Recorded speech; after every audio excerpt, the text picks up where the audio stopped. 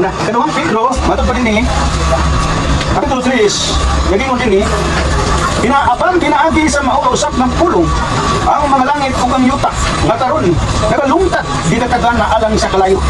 Ginatigtigan kini alang sa adlaw sa panudya o sa kalaglagan sa mga taong dili Dios nun. Mato pa ni Pedro, ito pa wala nakatarang na anay di katagana na kita no. Doon na nakatang ng ratin dito ang gitawag na adlaw sa panudya. Kunya diha sa adlaw sa panudya di pamulong ni Apostol Pedro na kalaglagan sa mga tao dili Diyos nun. So ang tao dahil kung muundang sa kinabuhing Diyos nun bil, hindi ba ako naman tagot sa kinabuhing Diyos nun? Ang kinabuhing Diyos nun naglangkob man diha sa pag kinabuhing mo sa pulong sa ino, di ba? Kaya ang paglangkob diha sa pulong sa Ginoo mao man na siya pag hubad na to makita na kinabuhing Diyos nun. Kaya ang pulong sa may pulong Diyos. So ang word nga Diyos nun, yan ay kuas pulong Diyos. Ang imo lang kang Diyos nun, kung kita, involved ka kanunay sa pulong sa Ginoo, pulong sa Diyos. Kung tinungdan pag ang tao mabiyak na aning pagpaminaw sa pulong sa Diyos, ang tao nga mabiyak na Diyos sa pagbasa, pagtuon. Kini kong murag na Christian kita, ang kini kong papaminaw alang rin sa mga beginners. Magpapatang tuto. So wala pa kita idea sa pagtuon o pagbasa brother rin. Panalang sa mga tao nga dugay na tang nakadungog o dugay na putang nakakatun ang ikinahanglan brother ko tawang pagtuon sa pulong sa Diyos. Kaya itong mga beginners di pa man itong makatuon maminaw naman ito. Lumaw na pagingon ni Ginoong sa Kristus Lucas 11:28 nga burahan Panginoon ang mga nagpapatalihog sa pulong sa Diyos o nagtuman ani. So doon na di ay naminaw kunya nagtuman. Pero ang iskot na ta aning dugay na ta muna na naman ang gitawag nga pagtuon o pagbasa makaroon sa pulong sa Diyos. Kaya ang pagtuon na to sa pulong sa Diyos nag-involve ni sa to ang pagka Diyos nun. Kaya ang pagka Diyos nun hindi man ikuha sa word nga Diyos. Yung matong pa ni Apostol Pedro talaglagan sa mga taong hindi Diyos nun. So doon na dahil gitawag nga di katagana na ang nagalungtad di katagana na sa kalayo. Kani bang apan pinahangki sa mauraw sa pulong, ang mga langit o ng yuta, nagkaroon nagalungtad, di katagana alang sa kalayo. Ito pa, naglungtad pa rin yuta, langit, pero di ay, kadunan na gitawag na, di katakdang panahon, kadunan na gitawag na, nag-atang ani para kining maong langit o yuta, ilunod sa kalayo. Yan din, versikulo 9:8, apan mga hinumbugma, ayaw kang pagkabuta. Nihiling ko sa kabutang na tinuod na alang sa Ginoo sa kaadlaw ingon sa usa ka libo katuig o ang usa ka libo katuig ingon sa usa ka adlaw sa Dios.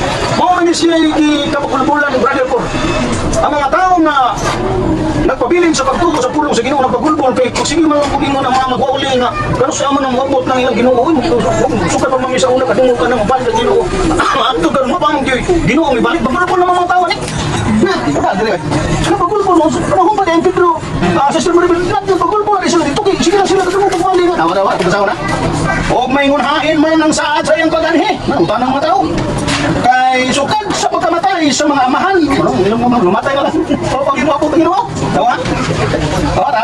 Basa balik. Kay sukad sa pagkamatay sa mga amahan. Ang tarang butang nagpabilin man. Nga maurag ihapon. Sukad sa pagkatupo. Sukad butang maurag. Ginoo pa yan. Ginoo lagi.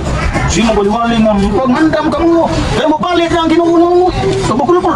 Baya na din ang magkulpul. Kaya panahon pa lang natin pagkulpul. Nanay na pagkulpul. Sungguh tatarong tinandugay.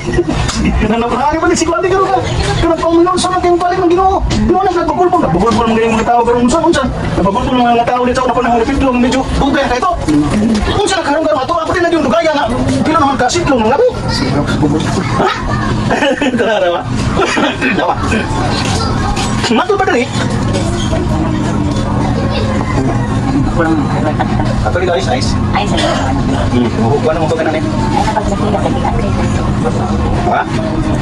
Sa versikulo 5, sila nagpakabuta sa tinuod nga butang nga mao kini nga sa karaang panahon pinaagi sa pulong sa Dios dihay mga langit nga naglungtad o usa ka yuta nga naumol gikan sa tubig o pinaagi sa tubig nga pinaagi niini ang kalibutan nga naglungtad kaniadto gilunupan sa tubig o nalaglat. So panahon pag ini sa panahon pag Noe mao man ni panahon ng Noe nga mga tao kadang gipuwalihan medyo ano ko, lumok na, di abot ang ilang itawag na ginunupan na ito na kalibutan. Yung human na to, magwali nga mabalik ang ginoo, pero nagpupulpul ang mga tao sa panahon sa mga apostolis. Kung sa nakain nilo panahon na ato karon ang balik ng ginoo. Sige turpi ang naman ang silip mo. Ako mo yung balik ng ginoo nga. Sige mo mo balik igwali yung balik ng ginoo. Ako mo rin. Nagpupulpul nga panahon ito mga ato na dapat ako nga sige. Kasi kung mo nga abot, ko mo man talit mo, kaya sa una butang-bata ko sa una. Kasi ko mo na ito mo ni. Narinig ko na rin ang maramihan na. Ano naman kay di ba na si mga siya di mo makapangita dito. Sino nang tupawan ni Sunili so nagbalik dito balik dito. Anya kana pa yung utata mo balik. Andam baka ka andam nga dinod kang andam.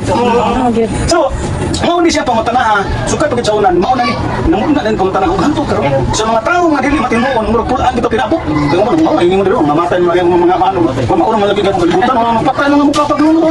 Mao man lagi ka po. Patay mo matingon. Mao ni sila kulpul sila niya sa kada to parang naman mamot patay na. Mamalinda, Mariano patay. Naman tayo mo balbus ka. Muna na ba? Makapisyon mo na tayo na. Pero di man ini siyang kabutuhan na. Hindi dito ay. Tama. Sabi siguro tunigin mo siya Apostol Pedro. Apan mga hinang gugma. Ayaw pag kamo pagpakabutan ining usa ka butang. Nga tinuod nga alang sa Ginoo ang usa ka adlaw ingon sa usa ka libo ka tuig. O kung usa ka libo ka tuig ingon sa usa ka adlaw sa Ginoo. So kini ini hanggang daw na tao.